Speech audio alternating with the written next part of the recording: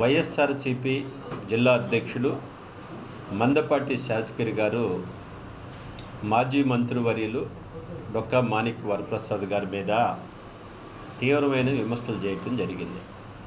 ప్రజాస్వామ్యంలో ఏ పార్టీలైనా ఎక్కడైనా ఉండొచ్చు. డెమోక్రసీలో ఆయన ఒక పార్టీలోకి వెళ్ళినాక ఆ పార్టీలో జరిగేది ఇవన్నీ కూడా విమర్శ చేయచ్చు.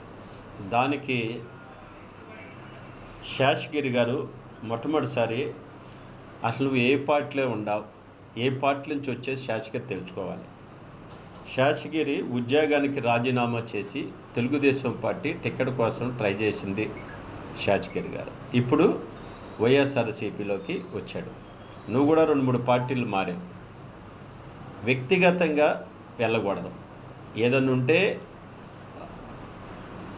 సబ్జెక్ట్ ప్రకారంగా పార్టీ ప్రకారంగా మాట్లాడారు. గత 2 రోజుల నుంచి మాజీ మంత్రివర్యులు డొక్కా మాణిక్ వరప్రసాద్ గారు తెలుగుదేశంలో ఎలక్షన్ బిఫోర్ జాయిన్ అయ్యారు కాబట్టి ఆ పార్టీ గురించి మాట్లాడుతూ ఉంటారు. ఏమన్నాడు ఆయన? ఏదో ఒక నెల రోజులకే ఇక్కడ ఏదో అంతా అయిపోయి ఢిల్లీ వెళ్ళి ఏదో ధర్నా చేసాడో దానివల్ల ఉపయోగం లేదన్నారు. రెండోదిగా మరి ఏదైతే ఈ యొక్క పథకాలు ఉన్నాయో ఆయన పేరు పెట్టుకున్నాడు జగన్మోహన్ రెడ్డి, ఆయన పేరు పెట్టుకున్నాడు, అన్ని జగన్ పేరు ఇది. లోకేష్ బాబు గారు అట్లా కాకుండా ఆయన అబ్దుల్ కలాం గారి పేరు కానీ, తర్వాత డొక్కా సీతమ్మ గారు, ఇంకా చాలామంది దేశం కోసం స్వతంత్ర సమయోధులు, చాలా సాక్రిఫై కలిగిన వాళ్ళు పేర్లు పెట్టుకున్నాడు. ఇది చాలా ఇదని మాట్లాడాడు. దానిని స్వాగతించాలి వైఎస్ఆర్సీపీ జిల్లా అధ్యక్షుడు కూడా. అట్లా కాకుండా వ్యక్తిగతంగా విమర్శ చేయటం అనేది కరెక్ట్ కాదు. పెద్దలు వరప్రసాద్ గారు 2004లో పోటీ చేసినాక, 2004లో తాడికొండ నియోజకవర్గం నుంచి పోటీ చేసినాక ఇప్పుడు వరకు ఆయన దళితుల గురించి, దళిత సమస్యల గురించి అనేకమైన పోరాటాలు చేసిన వ్యక్తి. బిఫోర్ రాజకీయం రాకముందైనా, రాజకీయాలకు వచ్చినాకైనా ఆయన ఎప్పుడు కూడా పేదల గురించి, ఒక దళితులే కాదు పేదల గురించి, పేదల యొక్క అభ్యున్నత గురించి రోజు కూడా పరితపించే వ్యక్తి మాణిక్ వరప్రసాద్ గారని కూడా ఈ సందర్భంగా మనం తెలుసుకోవాలి.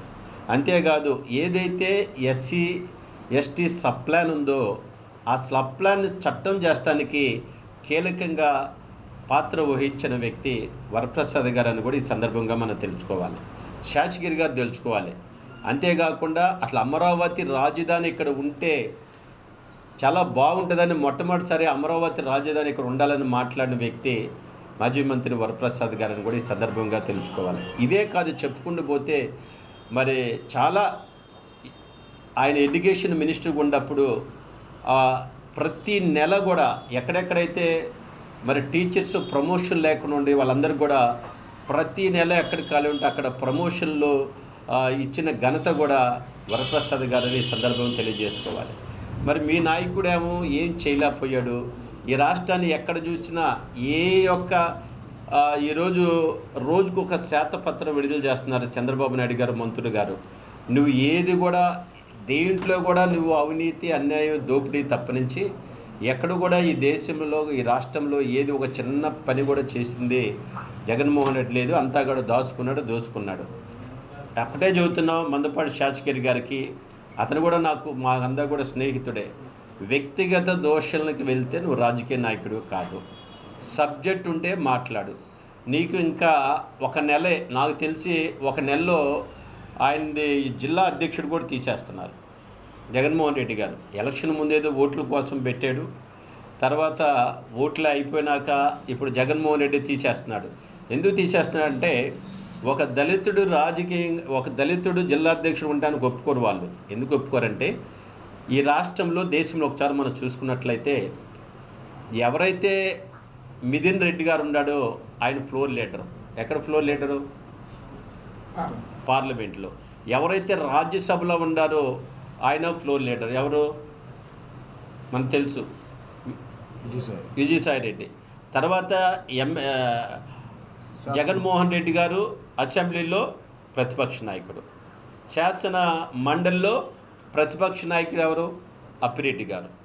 మరి చూడండి, అంతా కూడా ఆ యొక్క శాషగిరి గారు తెలుసుకోవాల్సిన అంశం ఏంటంటే, పైనుంచి కింద దాకా ఒకే కమ్యూనిటీని వేసుకున్నారు. మరి దీనికి నువ్వు ఖచ్చితంగా ఆ పార్టీలో ఉండకూడదు. రాజీనామా చేసి శాషగిరి గారు కూడా వస్తే మా పార్టీలో మేము కూడా చేర్చుకుంటాం ఆయన్ని. త్వరగా రావాలని కోరుకుంటున్నాం. తీసేయక ముందే రావాలి శాషగిరి గారు. అట్లా కాకుండా నువ్వు ఏదో అవ్వాకులు చవ్వాకులు పేలుతూ ఏదో నీ రాజకీయ పబ్బం గడుపుకోవాలని చూస్తే నీకు తగిన గుణపాఠం చెప్తాం. నువ్వు ఇక్కడ తిరుగుతానికి కూడా ఉండదు. నువ్వు కూడా మా మిత్రుడు కాబట్టి, మా కమ్యూనిటీ కాబట్టి ఫస్టుగా ఇది నిన్ను వదిలిపెడుతున్నాం. ఇంకొకసారి నువ్వు వరప్రసాద్ గారి గురించి కానీ ఎవ్వరి గురించి మాట్లాడదు. నీ దగ్గర సబ్జెక్ట్ ఉంటే సబ్జెక్ట్ మాట్లాడు, డిబేట్ ఉంటే డిబేట్ మాట్లాడుకుందాంరా. ఏం చేశారు మీ ముఖ్యమంత్రి, మా ముఖ్యమంత్రి ఏం చేశారు, అవన్నీ కూడా పెద్దలు మాట్లాడతాడు. ఒక మాజీ మంత్రి స్థాయిలో ఉన్న వ్యక్తి, లేకపోతే ఒక దళితుల కోసం పోరాటం చేసిన వ్యక్తి, అంబేద్కర్ స్ఫూర్తి కలిగిన వ్యక్తి, జాషువా గారు స్ఫూర్తి కలిగిన వ్యక్తి, చాలా ఉన్నతమైన వ్యక్తిని నువ్వు ఆయన టార్గెట్ చేసుకొని దూషిస్తున్నది చాలా దౌర్భాగ్యమైన విషయం. రాబోయే రోజులు ఇదే జరిగితే నీకు తగిన గుణపాఠం చెప్తామని కూడా శాషగిరి గారికి సందర్భంగా తెలియజేస్తున్నాను.